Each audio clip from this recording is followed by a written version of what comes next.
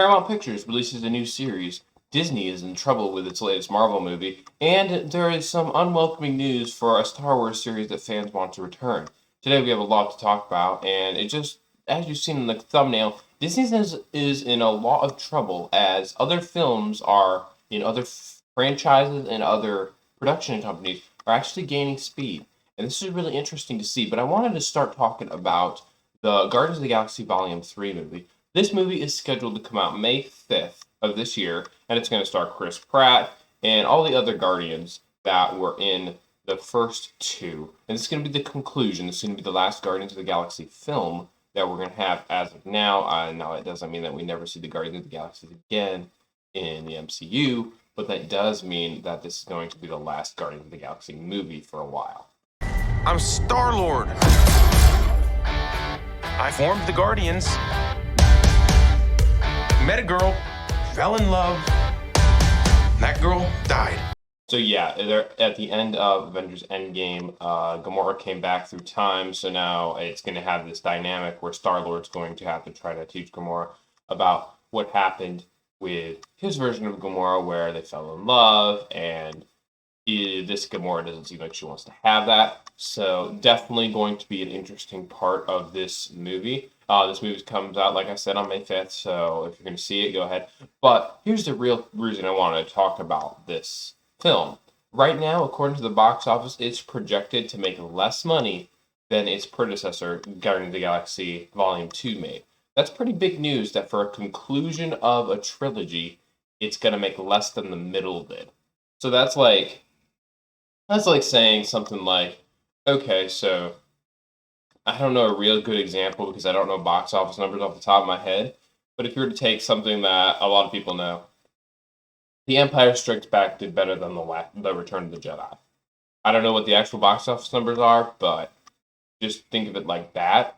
It's kind of serious. Like, why is your conclusion not expected to bring in more money? It's like it's almost like Age of Ultron and Endgame difference. It's crazy that's what kind of numbers that they're expecting for this Guardians of the Galaxy film. Even though, I mean, it does look really good. I mean, I think it's going to give a really good tribute to the Guardians of the Galaxy. We'll all fly away together into the forever and beautiful sky. There is rumor that a couple of characters are going to die.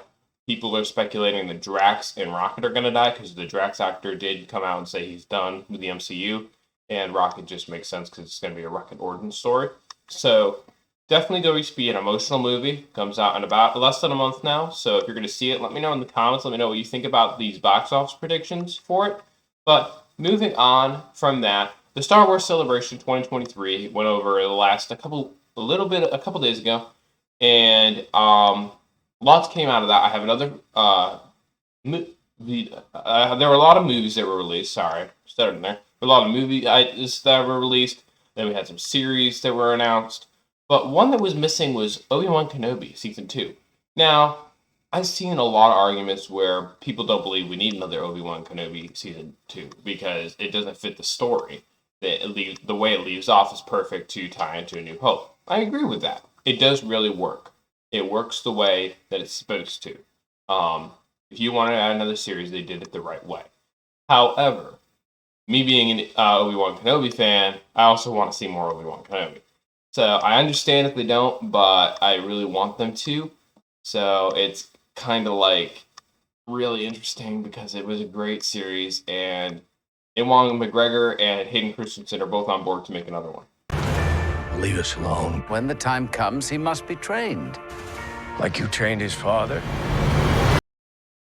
I mean, it doesn't get better. The acting was phenomenal. I wish we got more than just 6 episodes. And they do have that untie-in a little bit of what happened with all those Jedis that were in those tombs. Like, what does that have to do with anything? I don't know. It was just interesting to see that.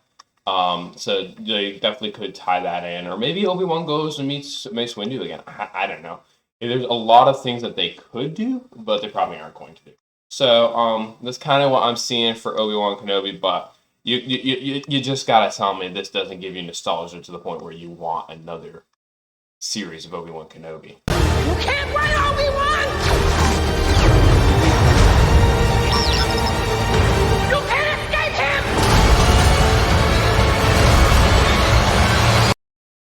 you don't even have to be an Obi-Wan Kenobi fan. You could just be a Star Wars fan, and that should make you very excited because that was an awesome series. Probably one of the better ones that they've done. Mandalorian's got a couple of good ones, but this is definitely a great series. But okay, so far Disney's over 2. The Guardians of the Galaxy movie is not going to be making as much as they thought, according to projections. So this could be wrong. This projection could be wrong. Doesn't mean anything completely. Number 2, they've got no Obi-Wan Kenobi series, and a couple of other projects that people are waiting on are not coming. So, okay. So those are 2 hits that especially make me upset. I understand they have other agendas and they don't really care exactly what I think, but just personally, another Obi-Wan Kenobi series would have been great, and hopefully a better Guardians of the Galaxy finale. But it is what it is. So if you take a look at the other franchises, I know we've already touched base a little bit on the Super Mario Bros. Movie, but that movie's just skyrocketing. It's now on track to make $1 billion at the box office. That doesn't happen.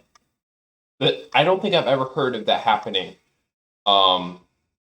this quickly for an animated film. I mean, I know there's other films that have done really well, but recently, not really. Not any Disney animated film that's come out, it's not really done well at the box office. But you turn around and Illumination comes out with this, and it's skyrocketing. So many families brought their children to go see it, which is great. It was a very family-friendly movie and a great movie for the entire family to see. I highly recommend you go see it if you have not yet. But it had a lot of nostalgia about all the video games that people used to play, so I think that definitely had a part to play in it. But yeah, it was crazy that happened. Just the first weekend, the second weekend did really well job. The entire cast did a great job. And now they're talking about the NCU, which is going to have to do with the Nintendo Systemic Universe, where they're going to bring in other characters. People are hoping for a Luigi's Mansions movie, since we saw King Boo at King Bowser's wedding. Possible. So it's really exciting to see where Nintendo is going to go, and if they continue to make family-friendly films, I think they have a really good, successful franchise that can compete with DC and Marvel. But we shall see what happens there. But that's just Illumination.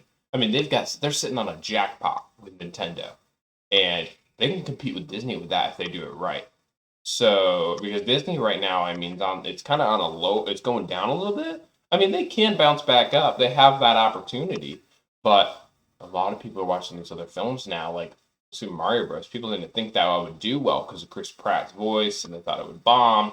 Nope, amazing, did great. And it's similar over at Paramount Pictures. Paramount Pictures is doing a lot of different of their original stuff. So they got a couple of different Paramount Pictures feature presentations, you would call them, or you just call them original Paramount Plus originals that they have coming out. Some of them are really interesting. And then they also are capitalizing on the Sonic the Hedgehog franchise. They've given us 2 movies, and now they've announced the Knuckles. So that's kind of interesting. You're never going to get my power.